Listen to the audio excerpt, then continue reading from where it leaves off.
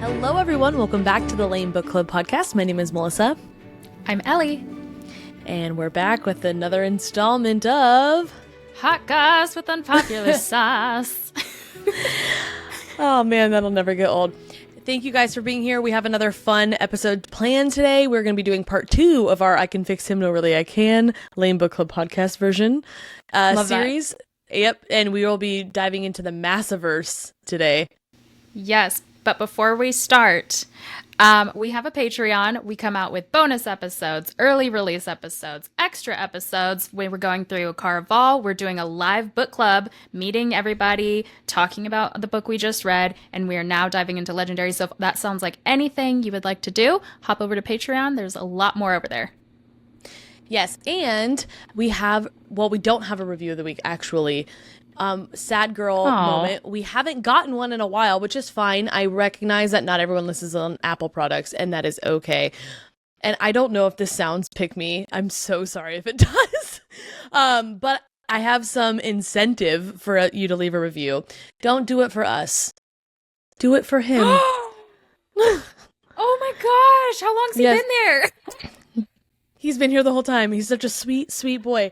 And okay, if you're not watching, yeah, you just gotta peep on YouTube real quick. Melissa has a puppy, a little puppy.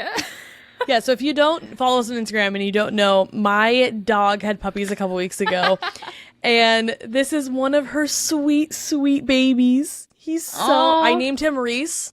Oh, yep. So fitting. She had 9 puppies, and they're just so fun. And they just opened their eyes this week and their ears, so now he can hear me and he can give me a side eye when I he can show him hear off. your review when we read it as well. So exactly, consider that he next sure time. can. He'll be a sad boy if you don't. Just kidding. Aww. But yeah, no, she had 9 puppies, and I said that this is her literature, so I named all of the puppies after book characters. Cute. And this one is Reese. Yep. Love it. But yeah, so leave us a review and subscribe, all the things on all the platforms. And again, just thank you so much for being here. We really appreciate everyone who listens and who's a part of our Patreon. And without further ado, we will go ahead and jump on in to our episode. Are you ready, Ellie? Yes. So the concept of this episode, once again, in case you didn't watch the last one, which you should, is we're going to take villains from the SJM series and look at their actions from their point of view. But we're not going to get super ridiculous. So the inspiration behind this episode stems from an interview I saw of Rebecca Yarros saying that she loves one of the biggest enemies, Catriona. But when it came to the Fourth Wing, Iron Flame romance, everyone was like, no, I hate that. So why does she love Cat? Because in her words, flip it around, what if Cat was a boy? And that shook me, again, to my core, because we'd eat that up. We really would. So on the heels of that statement, we decided to create an I can fix him, no really I can't, meaning girls who say I can fix him are often delusional and need to stop justifying their partner's behavior. We're going to flip the script a little bit and fight to justify the villains that we love to hate. These villains are all ones that are either already redeemed or we can see redemption in their future, but we want to justify their icky sides and why we started to hate them in the first place. So this episode is, again, part 2, and it will be on the Massiverse. So fair warning, there will be spoilers for all of SJM series. Yep. So just like Ellie said, we are going to be saying I can fix him and justifying individuals that were deemed villains from the Massiverse. And these are their stories. First, we have Koschei. And Ooh. I want to clarify this, that I know some people might not think that he's a villain yet because he hasn't been introduced a ton. Honestly, I mean, we really just kind of heard about him in Silver Flames, right? Maybe a little bit in Frost and Starlight, but it really wasn't. It was towards the end. The biggest reason I want to talk about him, though, is because if you haven't already listened to our crossover episode that we did with Fantasy Fangirls and Daniel Alexander, when we were doing that episode, Nicole from Fantasy Fangirls actually told us a little bit of potential backstory about Koschei based in some Russian folklore that the name Koschei really comes from. So we will dive into that in a second, but I think it's fascinating. And I know, well, I guess we don't know, but I'm like pretty sure that he's going to be the next big bad. So let's I'd go justify. as far as to say, I know. Yeah, exactly. So let's just preemptively justify him, shall we? Because we know enough. We shall. We know enough. So with all that being said, let's jump into the legend, right? Koschei's origins are steeped in legend, even among Fae, but in A Court of Wings and Ruin, his younger brother, the Bone Carver, tells us a little bit of his story to Feyre and Cassian when they visit him in the prison where he lives. In a distant past, in the times before the, quote, Cauldron and the Mother, and before the kingdom of Prythian was created, the Bone Carver crossed the dimensions of another world, and he says he fell into this world of his own free will, along with his twin sister Striga, and his older brother Koschei. The three siblings, who were immensely powerful by the world's standards, were taken as gods by the ancient Fae that lived there, and were later worshipped by those Fae. Koschei and Striga loved the attention, but the Bone Carver did not enjoy it as much. The Bone Carver says that of the three siblings, he is the weakest in magical strength, and as a result, he fears his older two siblings. It is that fear that drives him to hide from the rest of the world. He allows himself to be locked up in prison by the same ancient female Fae who first tricked his sister into, quote, diminishing her power and becoming confined to the middle, and later, quote, confined and bound his brother Koschei by his little lake on the continent. He is regarded as a powerful sorcerer who has a fondness for imprisoning women, and he is the sorcerer who cursed Vasa, turning her into a firebird by day and a woman by night, and bound her to his lake. So that doesn't sound great, and I will give you that. But he also does grant Vasa reprieve from her curse, so that she can currently live on the mortal land south of Prythian, although her freedom is only temporary and she will have to return to the lake.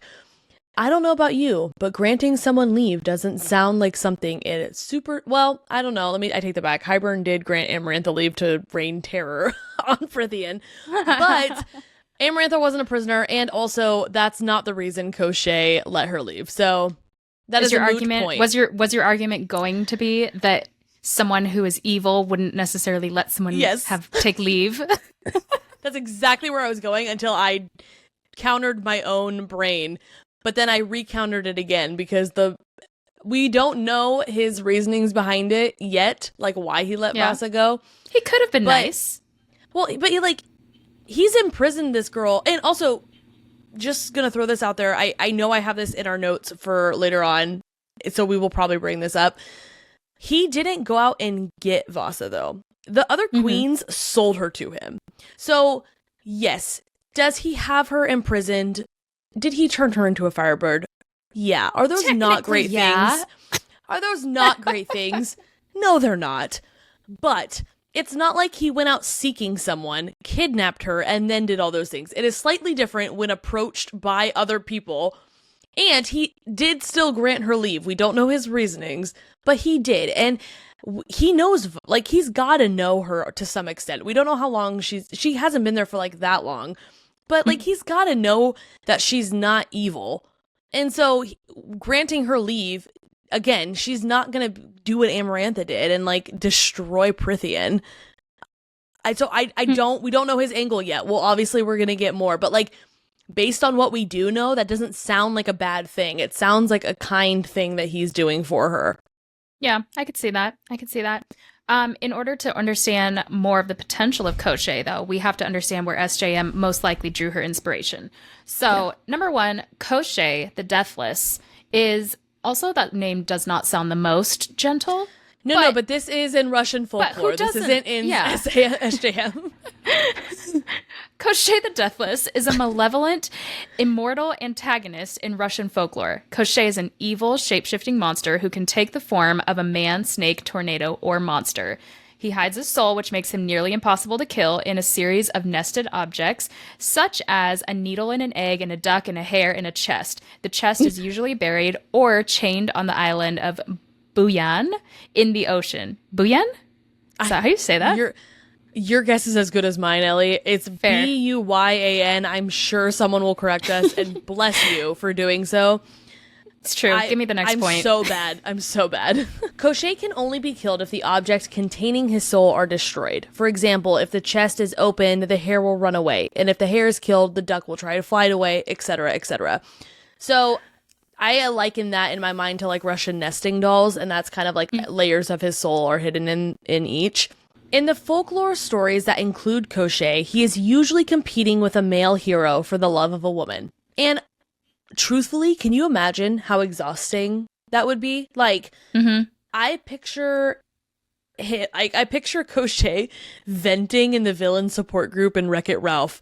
Like, it doesn't matter how hard I try, I can never get the girl. And what is the wrestler who's like, because I'm a bad guy, but I know bad guy. Like, that's exactly how I picture Koschei, like, venting about it. It's like, he can never get the girl. He always wants the girl, but the hero always wins. Can you imagine how annoying? And I realize this isn't a video game. It's not like over and over and over again. But like just even once. Can you imagine how annoying that would be? That would make me want to be evil too. Like, so again, not justifying the behaviors, but maybe the motivation. But I can kind of understand. That would drive me crazy. If you were always second best. I mean, that's literally any villain or villain's like origin story. Exactly. But, like, you got to feel bad for them at some point. That sucks. That would drive me to evil. Evil. Well, in other translations, and here's a little bit of lore for you. The chest is also known as a black box. And I thought this was super cool because did we know that this was already mentioned in Akawar? There is a little certain someone, a little doe-eyed maiden with an affinity for flowers and prophecy, cough cough Elain, who mentions an onyx box in her prophecy. The quote is, "I can never see him, where or what he is. There is an onyx box that he possesses, more vital than anything." More vital than anything. If Koschei's soul is in that, I'd say that's more vital than anything to him. So, 100%. That and again, back to shameless plug for our episode that we did with Fantasy Fangirls. Could you imagine if like that box has got to be somewhere cool, like I don't know, Ramiel? That would be legit. Yeah. I also think it would be really cool if the box was somewhere else, though. I mean, it would be amazing if it was Ramiel, but I think it would be cool if it was on a different like continent or a different even like island or something, so that we got more, you know. Yeah, did more exploring, got to learn more about the world that they're building. In. Yes, exactly. Agreed. But 100%, like knowing the backstory of Koschei in folklore, like not only does that understand the potential for, or help us understand the potential for what his character might turn into, I would argue that hopefully gives us a little bit of empathy for him, and that the fact that the black box from the seer was already referenced and then kind of just like brushed under the rug real quick. No one really talked about it again. And then knowing this, like that has to be a reference for him. It has to be something. No, I absolutely think it is. I absolutely think it is. Especially because we know Sarah and she sticks very closely to a lot of this folklore that's already been established. So I think, yes. And honestly, Koschei, I do feel bad for him. You got me there. So I think we could fix him.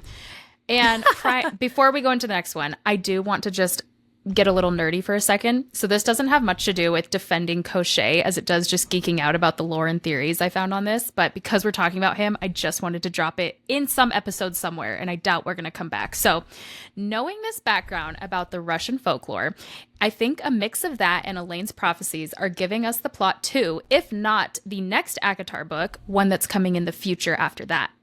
Ooh. So the continuation to the quote that we just read about the onyx box is, there is an onyx box that he possesses, more vital than anything, save for them, the girls. He keeps other girls, others like her.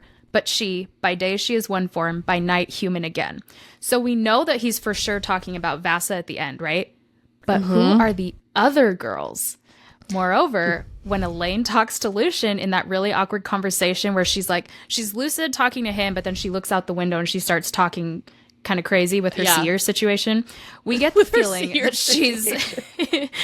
she's spitting out seer vibes again when the book says, and I quote, "She looked away toward the windows. I can hear your heart," she said quietly. "When I sleep," she murmured, "I can hear your heart beating through the stone." She angled her head as if the city view held some answers. "Can you hear mine?" So here's my nutso theory. I don't think she's talking to Lucian about hearing his heart through the walls of the House of Wind, okay? I think she might be talking about Koschei's heart in the onyx stone box.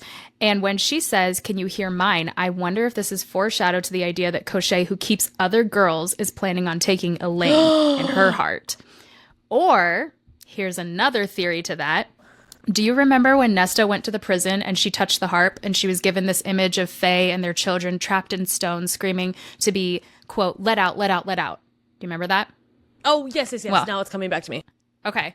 So could Elain have been hearing the heartbeats of those trapped in that stone in the prison that resides in the 8th court, possible 8th court. Moreover, what we suspect is the 8th court, based on many a quote. But Moore asked Elain if she knew why the other queen sold Vasa to Koschei, and she responds, no, that's all mist and shadow. In my opinion, this is another foreshadow. Mist and shadow? Why does Elain describe images she can't see clearly as mist and shadow? Is there some tie between her and another place that is also known for its mist and shadow, aka the 8th court, that which is described as mist and shadow often, aka the Dusk Court? Is she going to be the one to restart the Dusk Court? So I digress. Back to Koschei. Yeah. What? Oh, excuse me.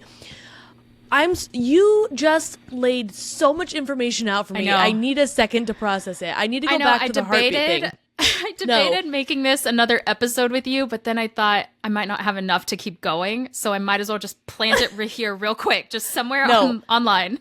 I love it. No, this is perfect. All right, so I need to go back to the heartbeat thing because I love the idea. I think I have truthfully already bought into the fact that Elain would potentially turn evil. Yes.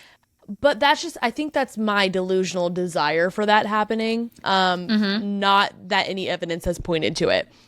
However, I do think there's a strong case for like what you said, like Elain hearing the heartbeats of the other girls and Koschei being the like wanting her.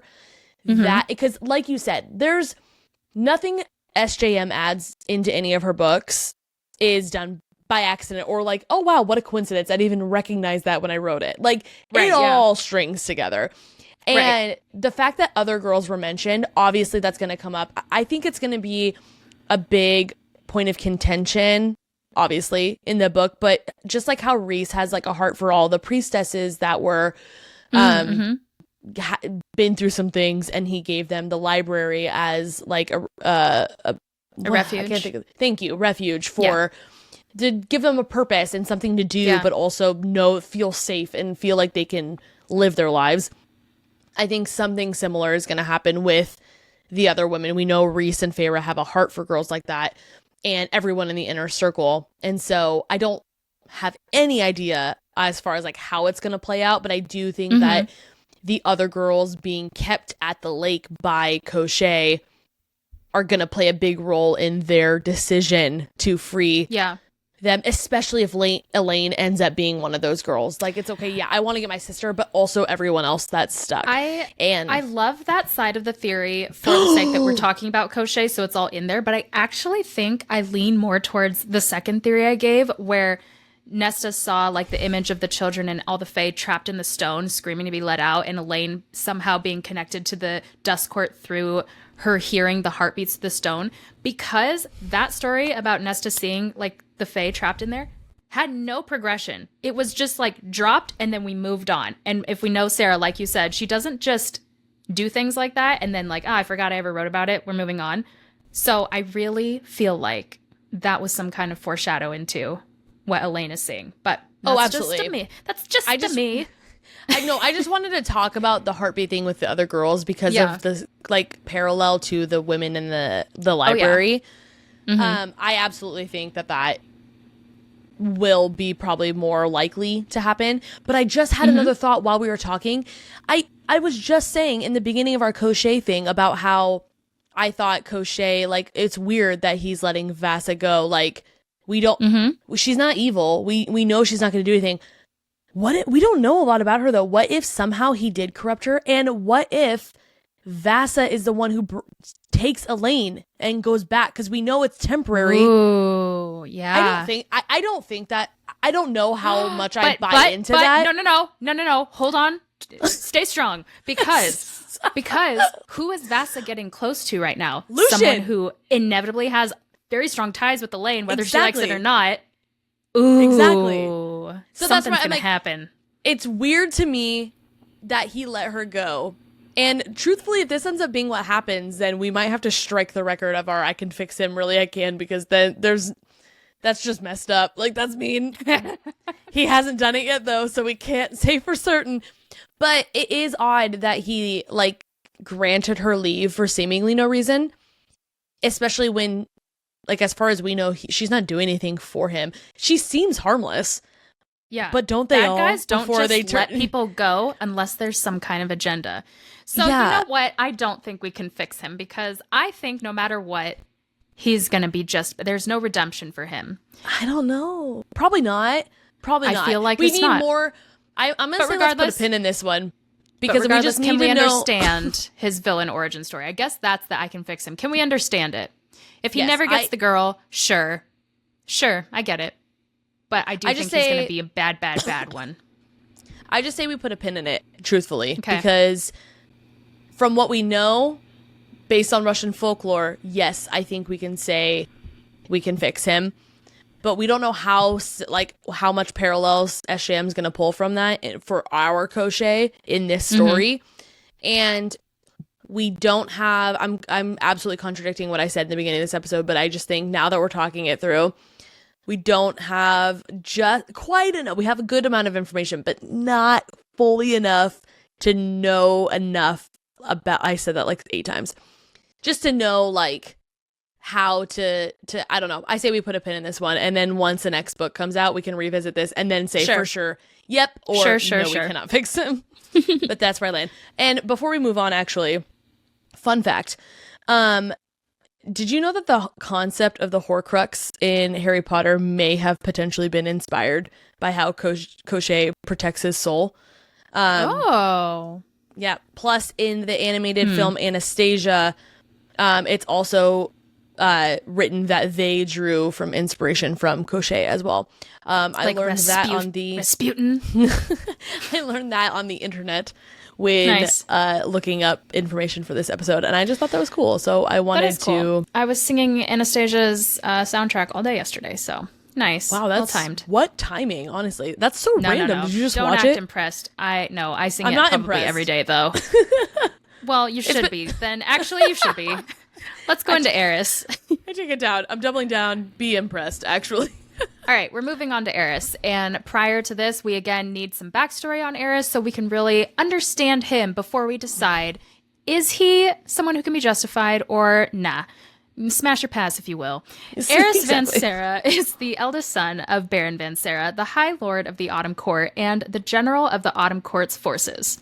Here, in an attempt to woo the Autumn Court into an alliance, offered his daughter Morrigan's hand in marriage to Baron's eldest son, Eris.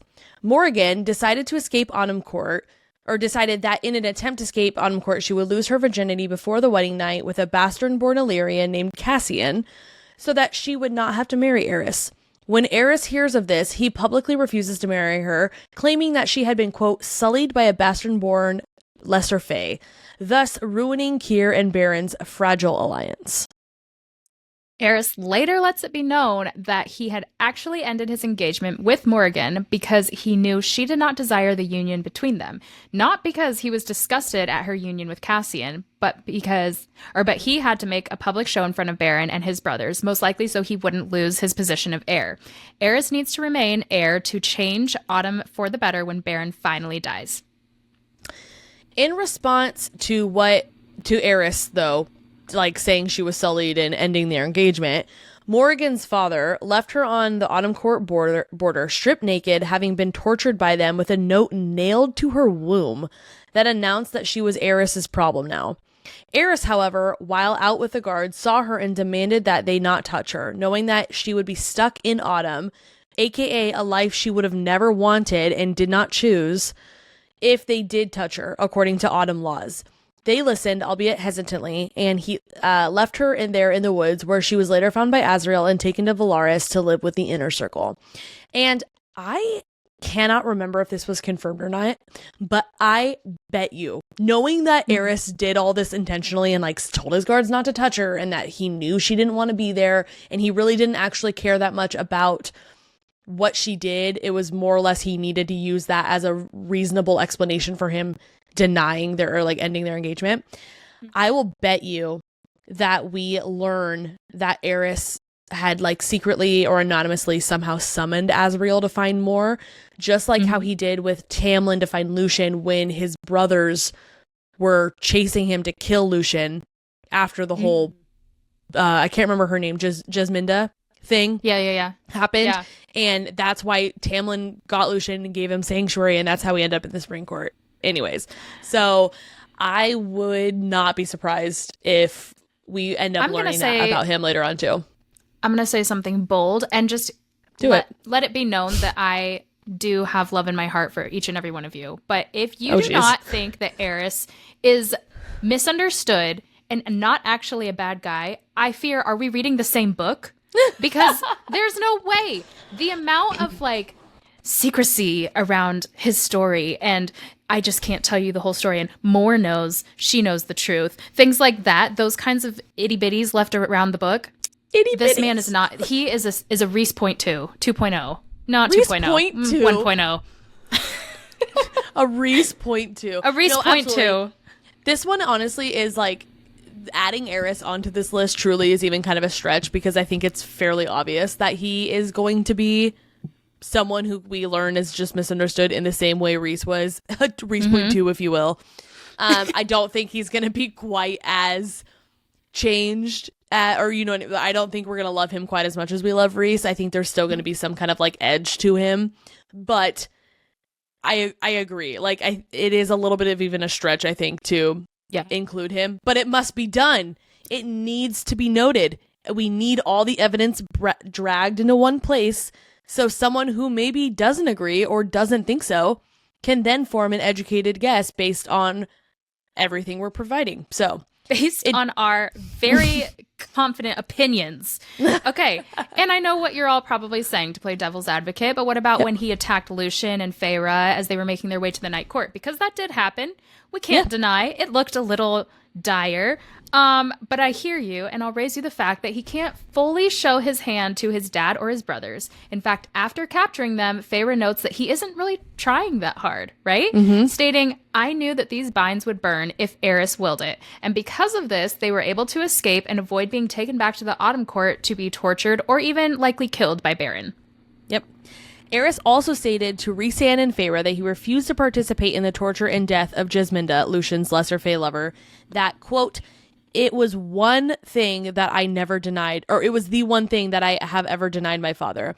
He said that when he refused, he was locked up and tortured, and once he was finally released, he realized his father had also planned on killing Lucian, which is when he secretly got Tamlin involved, and so that he could save him. So I don't know, man. There's a lot of evidence pointing towards the fact that he's just misunderstood. Much evidence. Truly. And in Akasif, Eris meets with Cassian several times throughout the novel to let the Night Court know of his father, Baron's plans and alliance with one of the evil queens Hybern made immortal using the cauldron named Brylin to start a new war. So he's feeding the information to the good guys, which means, by simple girl math, he is a good guy.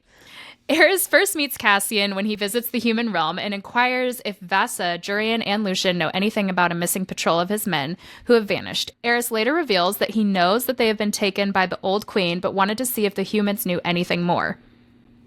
He is constantly giving the Night Court information and details on the Autumn Court and all the sleazy things that Azad is up to. Again, another point in our favor of him being a good guy.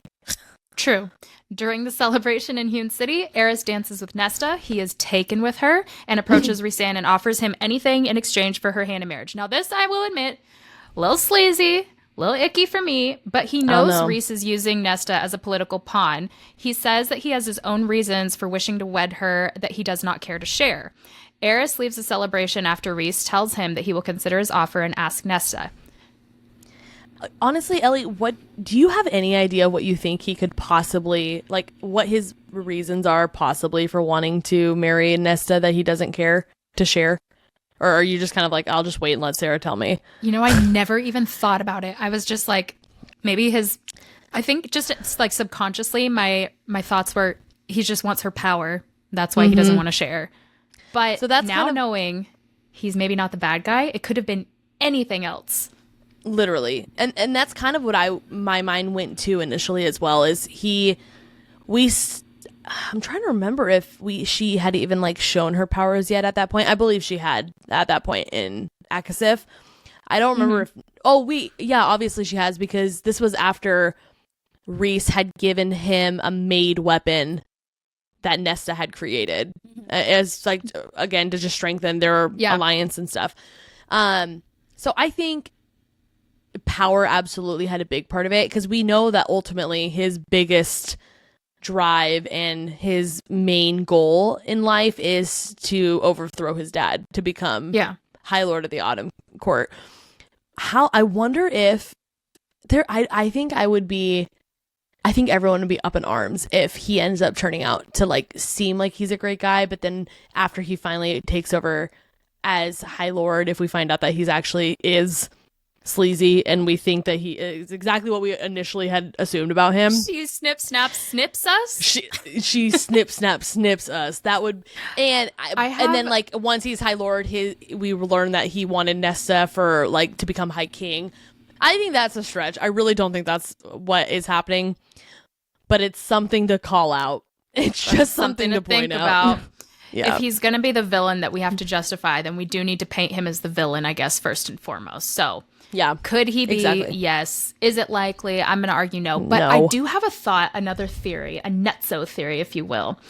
I love that you're calling them nutso theories.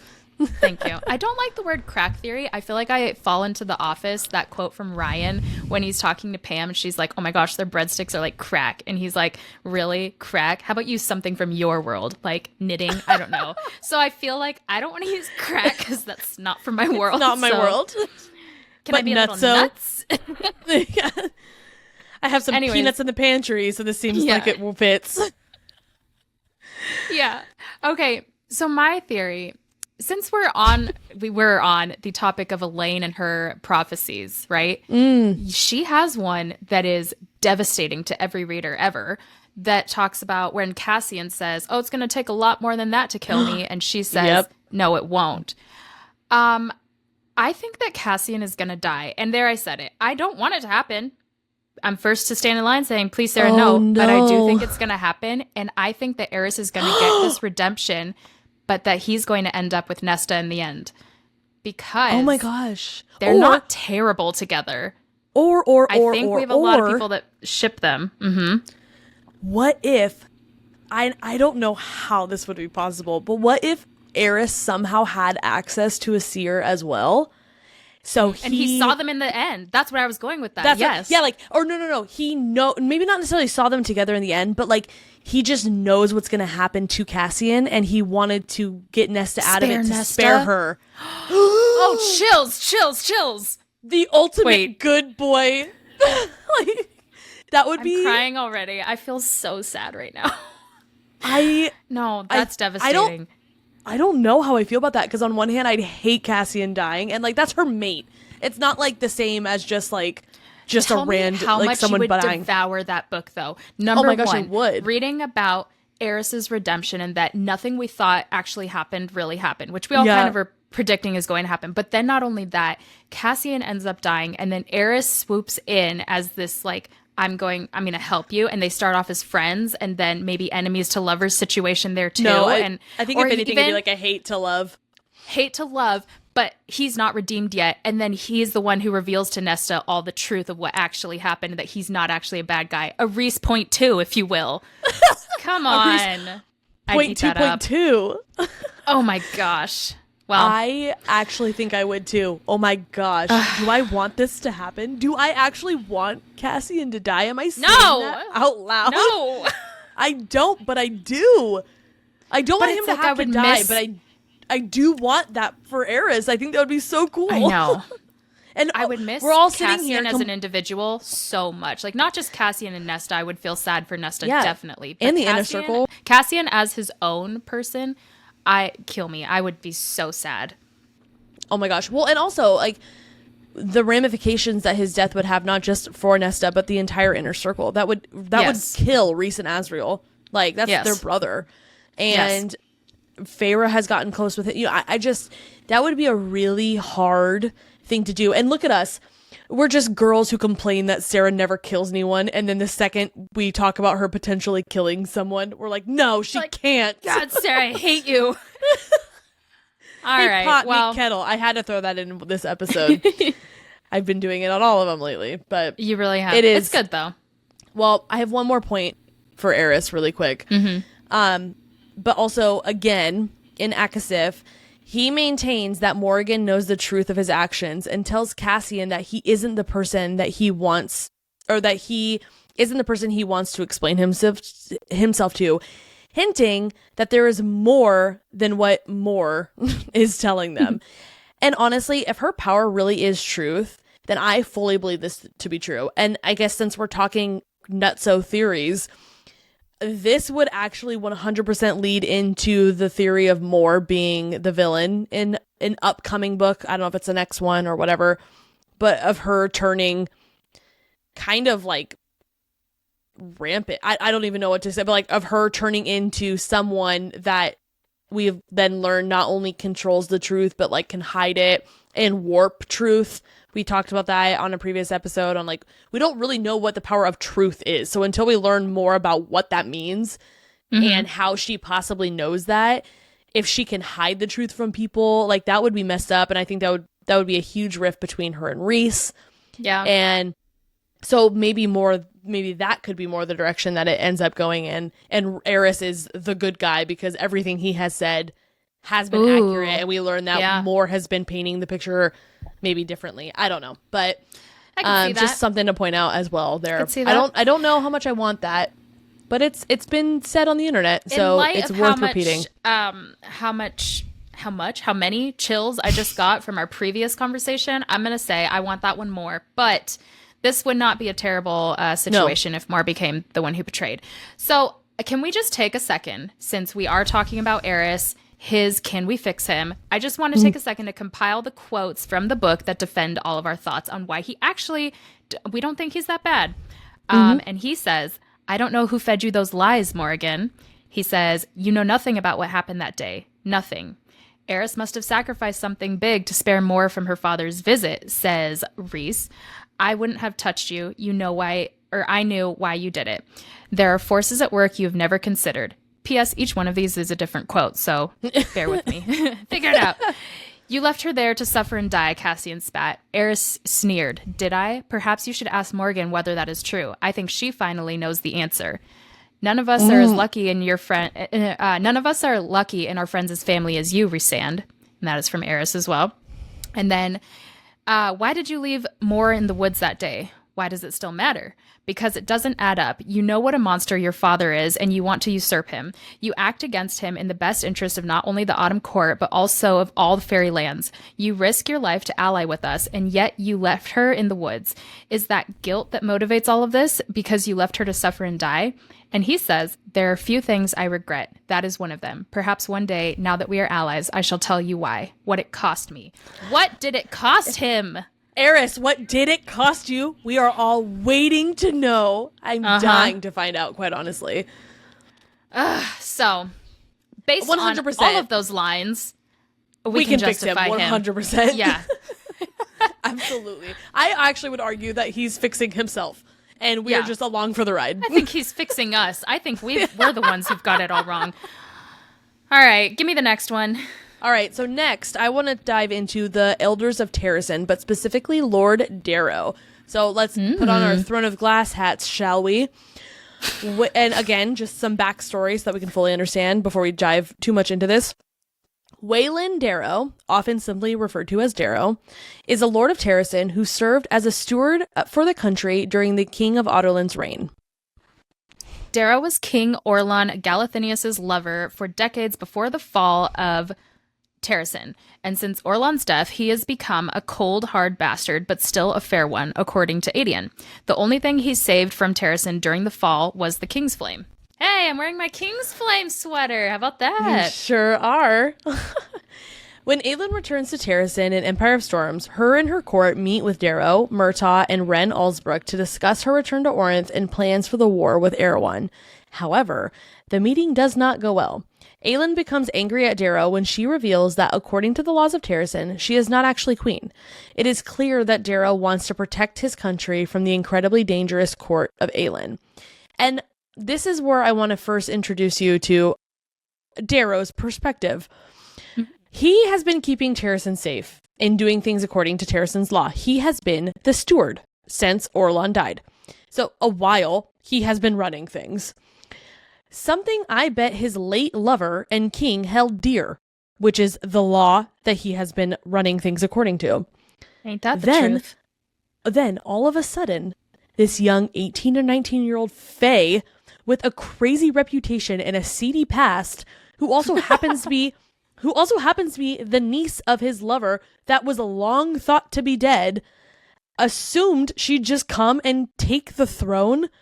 Not on my watch either, milady. Like, quite honestly, could he have handled things and worded them differently? Absolutely, 100%.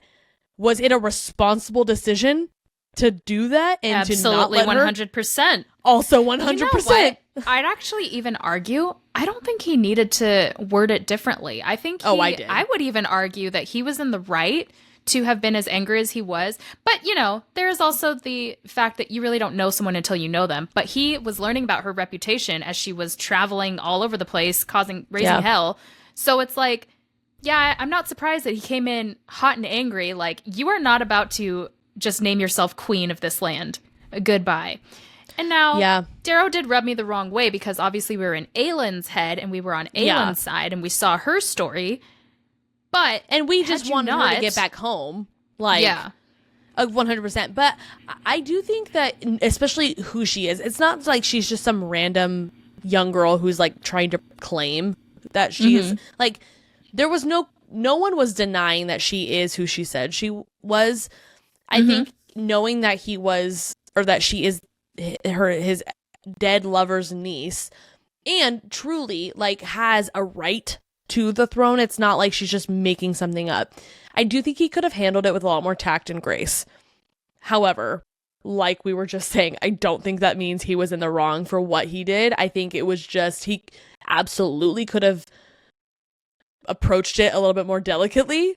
It didn't feel very political. It felt very personal. And I think that was the problem. And that's what everyone's issue, I think, the issue was that he didn't allow her to become queen, but I think that was the biggest issue. It was how he said it was it's not just that she couldn't be queen, that she wasn't even allowed to return to Terrasen, and that if she did, it would be an act of war.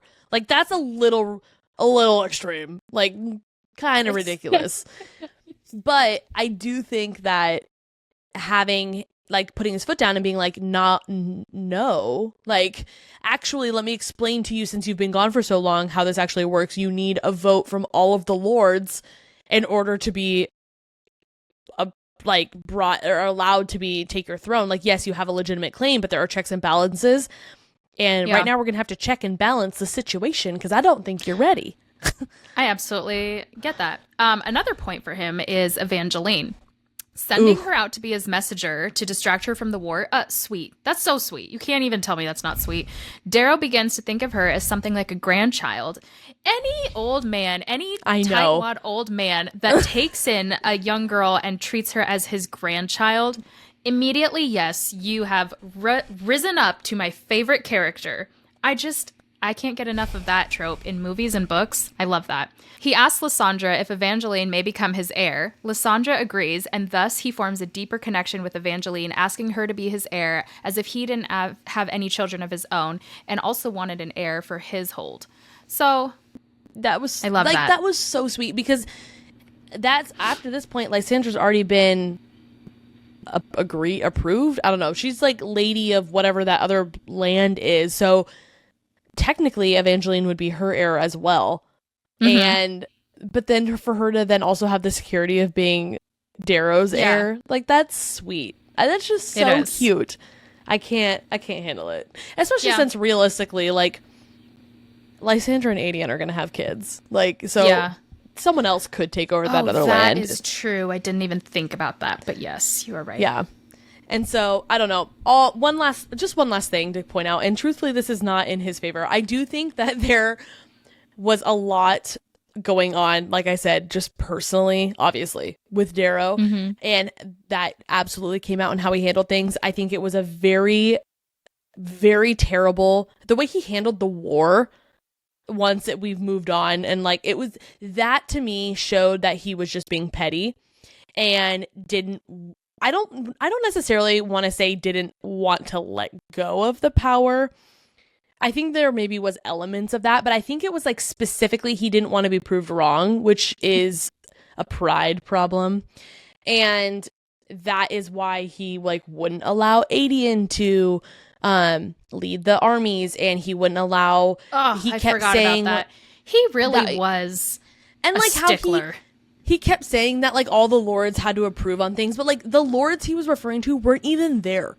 They weren't even at the battle. Why would their input have any, like, why would it matter at all? He kept using, like, political loopholes, and that did really piss me off. But again, it felt, we have to think about this from his perspective.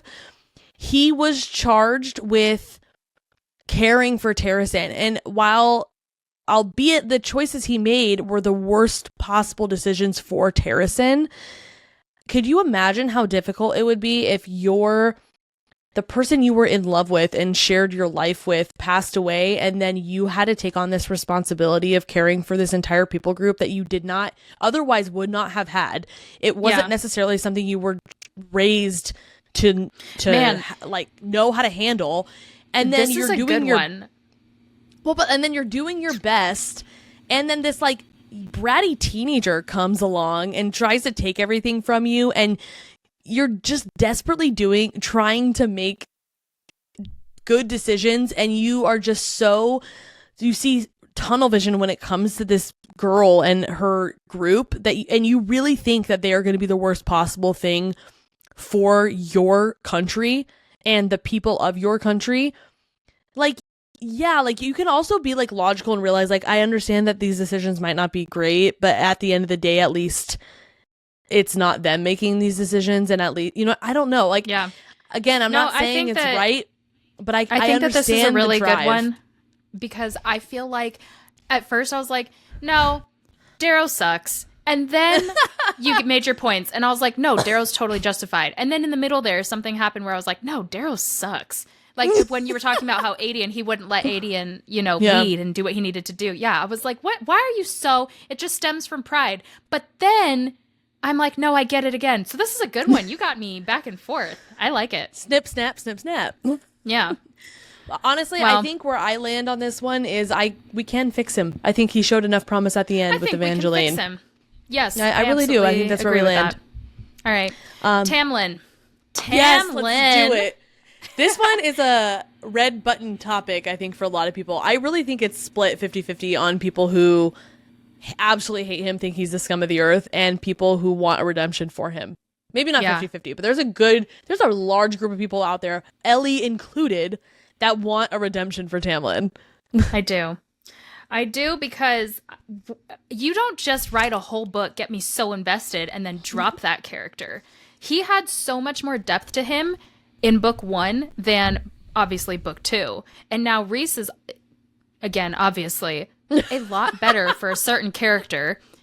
But Tamlin wasn't just some like whatever guy that we were like, yeah, we don't like. If we didn't like him, we wouldn't have read book 2. You know what I'm saying? He did grow on us. And so I can't just, I don't know, maybe he's a bad ex for me. I can't just drop him. That's amazing. Is that bad? Is he a toxic ex? A lot of people are probably going, yes. No, here's my thing. A very valid point.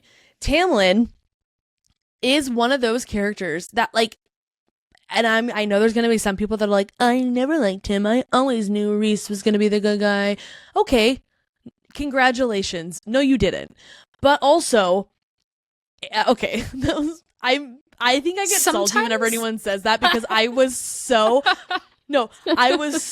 bought into Tamlin and Farah being endgame, and I was just so caught Nobody off guard. knows more than what I knew. Yeah, I feel that. No, but I I'm do. just like, no way that you actually called it. I do think that it's possible.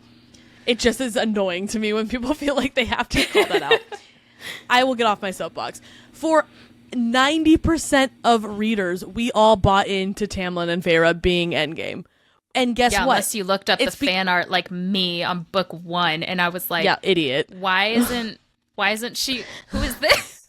It's like the what is that soundbite? Why is it spicy?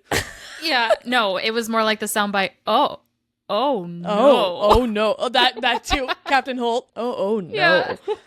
But anyways, we would not have loved it, like Ellie said. Like, we would not have wanted to keep reading if we didn't want to know what was happening with Feyre and Tamlin. Tamlin, we loved him. Feyre loved him. Like, it's not Stockholm syndrome. Like, there was depth to him, like Ellie said. Like, we got to know this character. He did a lot for Feyre. He really did. Go. He really did care about her whole family, who he did not need to provide. Lest we remind you, she killed his friend. The punishment fit the crime. She had to live in lavish luxury with him. Yeah, but he didn't have to take care of her family, for real. That was all extra on him, because he wanted her to have peace and know that you don't need to worry about them. I've got them. That's very nice. Did he know that every single time he sent out a sentry, the goal was that they would be killed by the girl in the prophecy? Yes. Did he know that he was going to have to bring her back in hopes that she would fall in love with him to break the curse? Yes. But to Ellie's point, no part of the curse was that also Tamlin would have to provide for the poor girl's family. That was all his big heart. The generosity of his heart. That had his nothing big to stone do with heart. Exactly.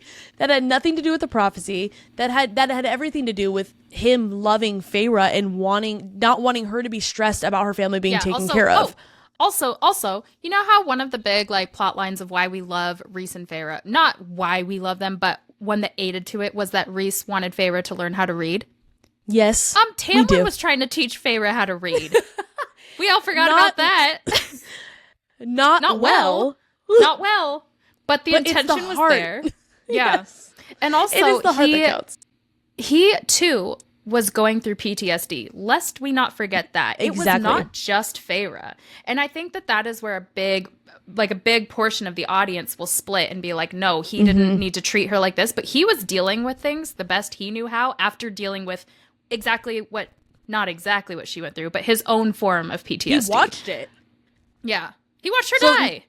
He literally watched her face unimaginable challenges, almost die every single time, by the skin of her teeth make it. And also, again, for the sake of the theme, lest we not forget that he didn't have the power that Rhys had to be able to help her. And yes, I know what people are saying. Well, the only reason she survived is because Rhys helped her. Yeah, absolutely, because Rhys loved her too. Great. I'm glad she didn't die. Tamlin's powers are not the same as Rhys. Rhys is the most powerful High Lord.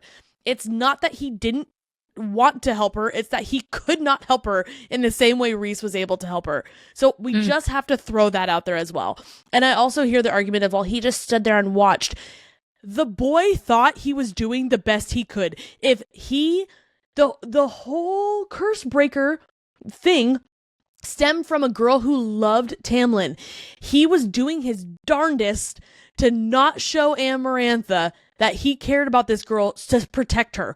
He thought that was going to be the best way for him to protect Feyre was for him. Good answer. Family Feud. And I really think that this is a great segue into a theory that we have talked about before.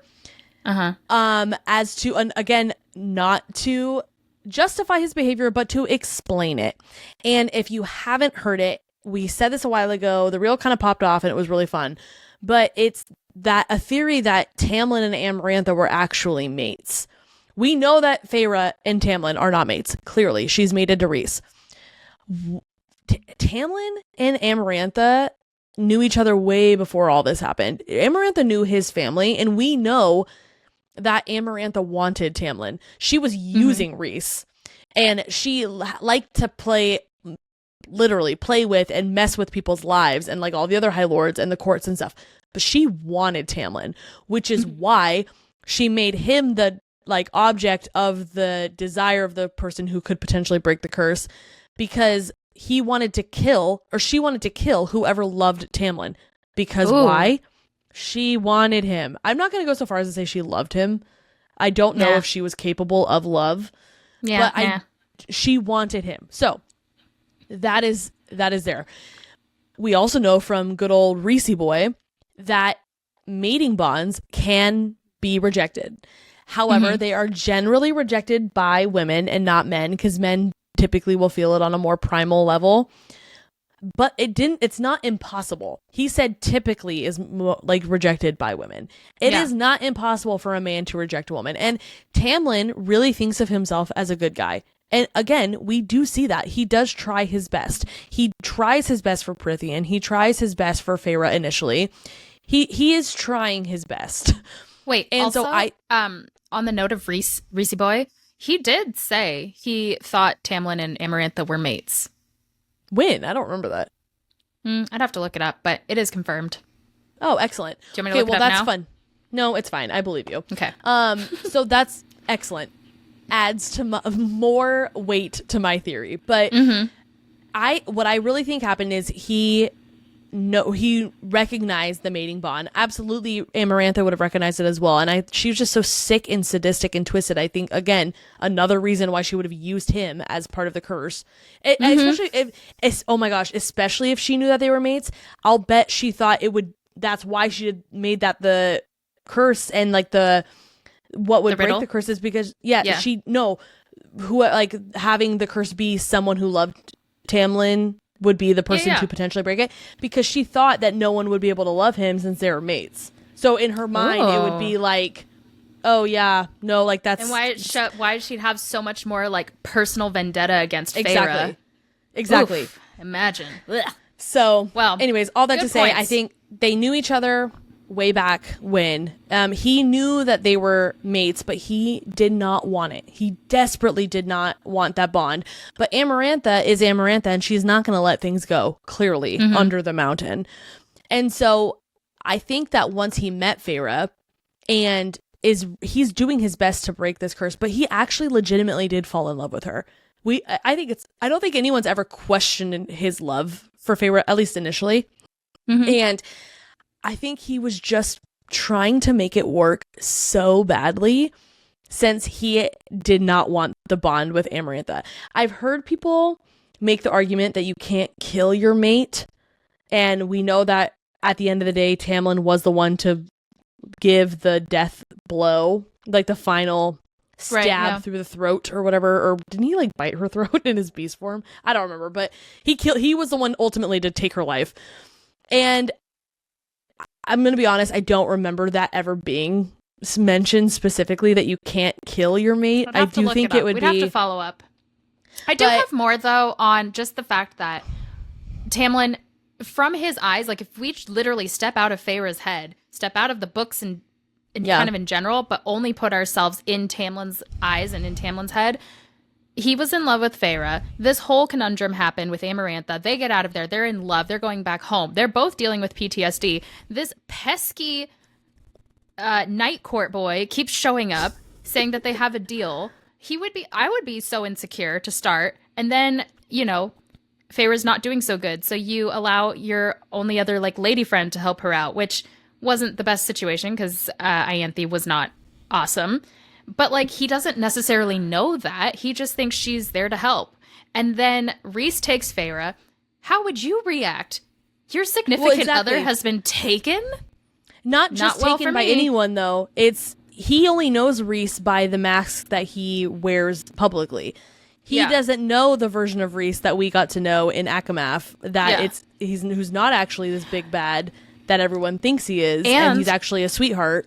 And he knows that Reese is a Daimati who can control minds and cause people to see things that might not already be there. So then Reese has created this mating bond between himself and Feyre. Tamlin knows it's not real, according to Tamlin. And he's so stuck. If you know someone is pure evil, and then all of a sudden your girlfriend's like, I'm mated to this guy and I love him, you would immediately not be like, you know what? I think you're in your right mind. I'm going to have to agree with you. Even some of us readers have thought, could Rhys actually be bad even after all this time and did True. make up the mating bond? Because you just never know with a Daemati, I suppose. But that's that. And then again, she goes off for a week every month, right? Or is it two? Yeah. Whatever. She goes off with him for a short period of time. Semi-quarterly, she's off. Uh-huh. Consistently. And then after being there for... Then you're Tamlin. You assume that she gets kidnapped by someone from this night court that, again, you think is terrible. Mm-hmm. You assume she's just being tortured. You're doing your darndest to try and find her. You're sending Lucian. You're sending all these people. Then you just get a note from your fiance who cannot read. Write or read prior to leaving. And all it says is, I'm fine, don't come for me. That screams, read between the lines and come for me. I don't know. Yes. Like, if I got that from the person I was in love with that I had no idea could even write prior to this, I'd be like, first off, she didn't write this. Second of all, that is you can't tell by her handwriting. So number one, there's no evidence there that this is actually her. Number two, that is the biggest red flag ever. Please, I promise I'm okay.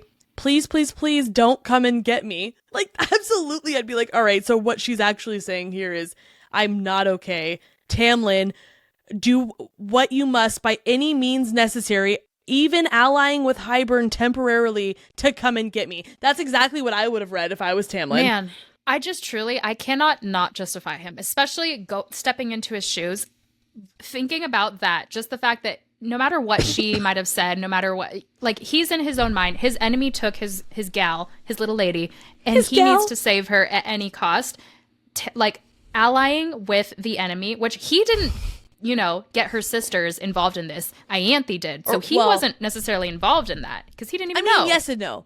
Yes and no. He did because he allowed it to happen, but he didn't know that was going to happen. It's not like it's not like part of his deal was also, oh yeah, and you can have her sisters. Like, he didn't say that. You're right. It was Ianthe his first and foremost priority was just getting the love of his life back into safety at any cost. And then they would reassess afterwards, I'm sure, is what his mindset was of how can we get Hybern off my land and whatever they need to do to save the human lands. But yeah. Anyways, I think he's just a little lovesick guy. That is, I think he can be fixed personally, and I think Sarah is going to eventually, because there's no reason to keep him in the story if he's not meant to come back some way somehow. So, well, and I think that smash for me. Absolute smash for me. Like you said, I think there's no reason for him to still be around. I think if Sarah had intended for him to just be done, he would have sacrificed himself in the end of book 3, Akawar. Like, I think he would have died or something for Feyre, and then it would have been like a bittersweet, peaceful end to that story, and we could have just laid it to rest. Oh, because we still would have gotten the whole High Lord meeting and everything. And that's where I was going to go real quick. If we're talking the High Lords meeting, if we're all upset, I'm upset too. But who hasn't put their foot in their mouth a time or two? It wasn't right. It absolutely wasn't right. But even Tamlin himself admits that later on in the book. Though, imagine how have you never been embarrassed because someone duped you and then you made it so much worse by lashing out? That is essentially just what happened in a very extreme way for him. So I can kind of feel for him. Was it right? No. Should he have done it? No. Do I get it? Maybe. Oh man. Yeah, I don't know. I'm with you. Here's the thing. I'm certainly not in the same camp as Ellie as far as there are a few scenarios I would love to see happen with Tamlin, and I think potentially get a redemption for him at that point. I personally don't care too much if his character dies or is redeemed at this point. Whatever. He's just kind of I'm just not over the first love I had. I'm just not over A Court of Thorns and Roses. I don't know how we all moved on so quick. He was so great, and then he was so bad. I know. Oh, but save me. But all that to say, absolutely, I think I could fix him. I don't hate Tamlin as much as everyone. I don't tampon Tamlin. Like, did he suck and make poor decisions? Absolutely. But I don't hate him as much as everyone does now after looking at things from his point of view. I think that has helped me, again, not justify, and grow. but just understand. Give me the Viper Queen. All right, yep. So we have one last villain, and now let's take a little trip to Lunathian, if you will, specifically the meat market, and let's talk about the Viper Queen. All right? Okay. And I know you're expecting me to justify her actions right now, aren't you? Well, guess what? I'm not. And I'm ultimately decided it's because I couldn't. She is an opportunist through and through, and none of us know enough about her backstory to be able to explain or justify that behavior. Similar to Koschei, except I'd really tried harder with Koschei than I did with Viper Queen. I learned my lesson with Koschei. However, when looking into her, I came across a wild theory. So I just thought we could end the episode with this theory because it's just fun. What if the Viper Queen is Valg? And I feel like everyone has theorized that different people from acotar and Crescent City are Valg just because of Maeve, and it's just fun. All right, leave us alone. Let us have fun with this. Is what I want to say first and foremost. Whoa, and girl. Secondly, what if? Here is some potential evidence. Lay it on me. We know there's another book coming out. So we do. What are we gonna learn? What if she is Valg and Hypaxia's healing powers are the same as Irene's, which were capable of destroying Valg? Meaning, Hypaxia could use her powers to destroy the Viper Queen and help Therion, aka the person that she seems to be good friends with. Further, didn't the healing powers in the Throne of Glass universe come from a group of Fae? If so, could those actually be the witches in the Crescent City world? Lots to chew on. Lots to chew on.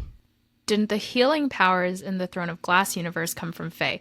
Yes. Old world Fae, yes. Yes. Could they be witches in the Crescent City world? Like who they came could from? Could those Fae that then they came to like the Midgard, and then now they are the witches that we know of now in the Crescent City. Oh, yes, they could be. That group of Fae turned into be the witches. The Viper Queen's blood is explained as being, quote, darker than usual. I'm sold. Sold. No, that's definitely not in there for no reason. Like that's not never. Again, yeah, exactly. Like it's not going to be random. And Therion even said something about it tasting weird when he drank her blood. Oh my gosh. If we know nothing else from Throne of Glass, we know that Valg blood tastes icky because our baby boy Abraxas did not want any bit of it. And what's not good for Abraxas is not good for us. That's true. As far as her being able to shift into a snake, here is some evidence that I would suggest to you. There's a quote from Kingdom of Ash in chapter 73 that says, the Valg souls have a shape to them. We have bodies we can fashion around them and adorn like jewelry. I suppose that makes us shapeshifters too. Yep. So that's all I have. Literally, I mean, it is a not crack. It is nutso theory, like Ellie suggested. But it was just a fun one. And I think because I tried really, really hard to justify the Viper Queen's actions and couldn't, and she did some really good things, but she also did some really crappy things. And again, like I think it really just sums up her being an opportunist. I think it would be fun if she turned into like more of a threat. Because it's not someone that I think we could easily fix. So why does just full send then be bad? Be Valg. I'll give it to you. I'll give this to you. It's too late. You know what I mean? For me, no, for real. Those books started off so strong, but by House of Flame and Shadow, it was all over the place. And you and I agree on that. But yeah, for there to just be one book left, House of Many Waters, in this series, supposedly just one book left, which would make sense. It's too late to introduce a Valg threat. I feel like that should have been book 2 if you were going to build on that. Because there's supposed to be, and especially if you're doing a crossover, that needs to be bigger than what it could just be like, oh, and also she's Valg. Let's take her out in one book. I don't know. It's too late for me. It'd be cool if she was. True. But that's so true. But my bar is so low for this series that after the so any jump scares are fun. Why not? You know what? Let's just throw crap at the wall and see what sticks. There's too many subplots already. Like everything that she left open just from House of Flame and Shadow is enough to write about and tie up in the last book. If you add another threat in, I fear it's just going to get lost because of how many other things are happening. For example, the necromancer with the what's her name? The dragon. Sigrid? Dragon girl. Oh, no. Sigrid, the necromancer. And then you have Hypaxia is a necromancer. Sigrid is now a the Reaper. Reaper. The Reaper, yes. Yes. That's what I meant. Her name starts with an A. Ariadne. The dragon. Thank you. That's another subplot. Therian and the Ocean Queen, especially for going underwater, House of Many Waters, and the River Queen, two potential nemesis. You're forgetting that his fake wife, whatever, Safia, they got something's for going real on there. Married, right? Yeah. And then she just all of a sudden dipped for gone. one of the... But that reintroduces the Viper Queen because she randomly dipped for one of the Viper Queen's bodyguards who we know is under her blood spell. I've also read online that people think it's a blood oath. Who I don't know. That's cool. Her poison, venom, crack cocaine blood that they're addicted to. And that reintroduces her back, though, into the plot. So if we were to find out that she was a little bit more of a big bad, maybe she would ally with the River Queen or Viper Queen. I don't know. I don't. Maybe. Again, it's just the bar There's is a low. lot going on. Oh, and then add in the wolves. You've got a lot happening there with the whole leadership switch. And then a possible mate for Ethan. There's too much. There's too much. You just have to finish the story that you already started. Do not add in more, I feel like. Am I wrong? But the thing is, I don't feel like this would be adding in more. The Viper Queen is already a part of one of the loose ends. Okay, but then the Valg show up, right? The Valg are... No. I just think she is Valg. I'm not saying they're going to show up. No, but with the reveal, that is them showing up, technically, because we're not confirmed that she's Valg. So if then the Valg are a part of this, then it's, okay, well, how did the Valg get there, and who else could be Valg? And then you're doing crossovers once again. So then you'd have to enter in crossover. It's too much! Ellie, this is a hodgepodge. What I introduced is a blip onto what you already mentioned is going on. It would not add that much more to the mess that is already Crescent City. I don't know, man. I just think... I don't know. I'll read it. I'm still going to read it. I'll read it. I'm still going to read it. But I'm going to twist complain my the arm. whole time. Exactly. But will I be very, very conservative with my stars on Goodreads? Yes. Oh, mine's still accidentally a 5-star on House of Flame and Shadow because upon final reading, I know, but I think I should just sit in what I did. I don't know. Sit in my mistakes. Sit in my mess. I don't remember what I initially rated it. I think I initially gave it a 3, but after talking about it, I have since gone back and changed it to a 2. It takes talking about books sometimes. I've raised books from like 3s to 5s because I'm like, you know what? I can't stop thinking about it. I actually think that was way better than I initially assumed.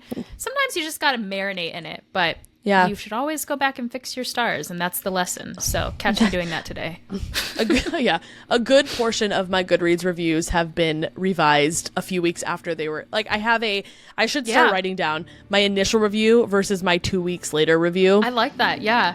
Because it almost always changes. All right, guys, let us know. Did we fix them? Can you fix them? Can you justify? Do we absolutely not justify? Give it to us in the comments, and have a great week. Bye.